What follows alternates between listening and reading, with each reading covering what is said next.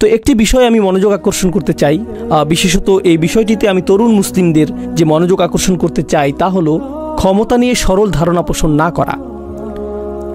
সেনাবাহিনীর বিশাল আকারে কিছুই আসে যায় না।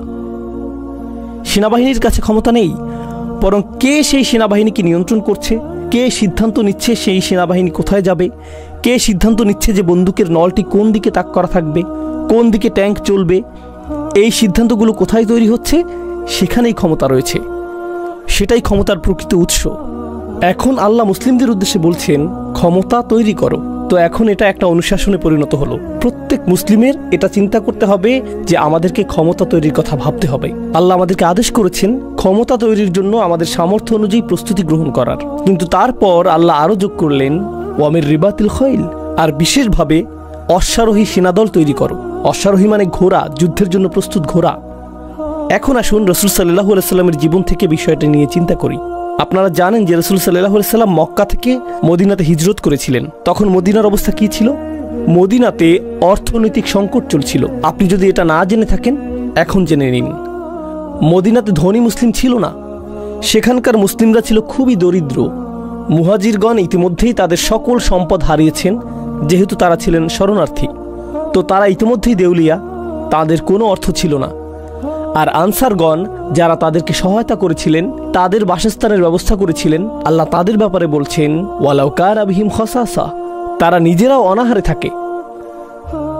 তো এখানে শরণার্থীদের পৃষ্ঠপোষকতা করছে দরিদ্র মানুষেরা। এটাই মদিনার পরিস্থিতি। তো সাধারণভাবে বলতে গেলে তারা সম্পদশালী ছিলেন না। আল্লাহ তাদেরকে বলছেন অশ্বারোহী বাহিনী প্রস্তুত করো। অশ্বারোহী বাহিনী কি? ঘোড়া, তাই না? এখন আরব উপদ্বীপে ঘোড়া কি সস্তা ছিল নাকি ব্যয়বহুল? এটা অত্যন্ত ব্যয়বহুল। এটা অত্যন্ত ব্যয়বহুল। আর আল্লাহ কি একটি অথবা দুইটি ঘোড়ার কথা বলেছেন? আপনি যদি অশ্বারোহী বাহিনী তৈরি করতে চান সেক্ষেত্রে কয়েকশো ঘোড়ার প্রয়োজন হবে। আপনার কমপক্ষে 100 ঘোড়া প্রয়োজন। প্রথমে আসে ঘোড়া ক্রয়ের বিষয়টি। আপনি যদি এমন ঘোড়া চান যে যুদ্ধক্ষেত্রে কাজে আসবে, সেক্ষেত্রে আপনার ভালো জাতের ঘোড়া প্রয়োজন। আপনার এমন ঘোড়া প্রয়োজন নেই যে গাধার মতো, বরং আপনার তরতাজা ঘোড়া প্রয়োজন। আপনার BMW ঘোড়া প্রয়োজন। আর ঘোড়াটি যত শক্তিশালী, গতিময়, যত উন্নত জাতের হবে, সেটি ততটাই ব্যয়বহুল হবে। এর মানে আপনার অর্থ প্রয়োজন। এই ঘোড়াগুলো কোথা থেকে পাবেন? আর শুধুমাত্র ঘোড়া থাকলেই তো হবে না, ঘোড়াগুলো থাকার ব্যবস্থাও করতে হবে। তো আপনাকে আস্তাবল নির্মাণ করতে হবে। শুধু তাই না, ঘোড়াগুলোকে খাওয়ানোর জন্য আপনাকে কৃষিকাজের মাধ্যমে খড় উৎপন্ন করতে হবে।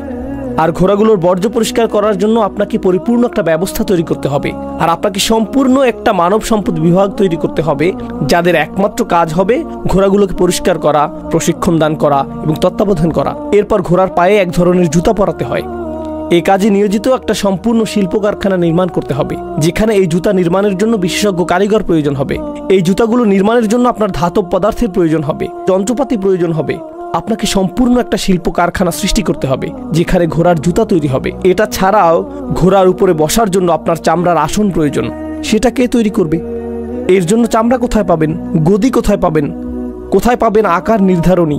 আর এই সব কিছু করার পর আপনার এমন মানুষের প্রয়োজন হবে যারা তরুণ যোদ্ধাদের ঘোড়ায় চড়ার প্রশিক্ষণ প্রদান করবে।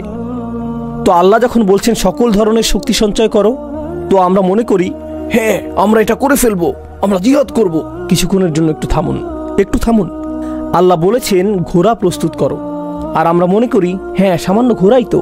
কিন্তু আল্লাহ যখন ঘোড়ার কথা উল্লেখ করছেন, তিনি মূলত গোটা একটি অর্থনৈতিক ব্যবস্থা তৈরির আহ্বান করেছেন। এটা নির্মাণ করতে হবে। আল্লাহ যে আহ্বান করেছেন তা আপনি করতে পারবেন না যদি বিনিয়োগ সৃষ্টি না করেন। এছাড়া ঘোড়া ক্রয় করার অর্থ আপনি পাবেন না। আর এই কর্মসংস্থানগুলো তৈরির জন্য আপনার কাছে অর্থ থাকবে না। বিনিয়োগ ছাড়া আপনি এটা পারবেন না।